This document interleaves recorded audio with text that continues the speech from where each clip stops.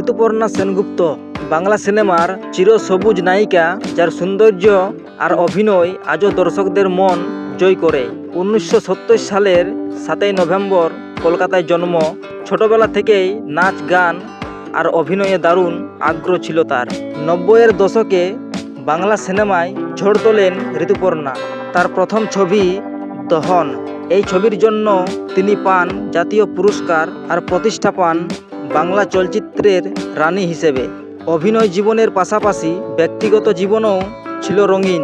1999 সালে তিনি বিয়ে করেন সঞ্জয় চক্রবর্তীকে। আজ তার এক পুত্র ও এক কন্যা, সুখী পরিবার নিয়ে জীবন কাটাচ্ছেন। 30 বছরের বেশি সময় ধরে দর্শকদের মুগ্ধ করে চলেছেন তিনি। এখনও তার নাম শুনলেই ভেসে ওঠে একটাই কথা, চিরযৌবন ঋতুপর্ণা সেনগুপ্ত। কমেন্টে লিখুন আপনার প্রিয় ঋতুপর্ণা সেনগুপ্তর সিনেমা কোনটা।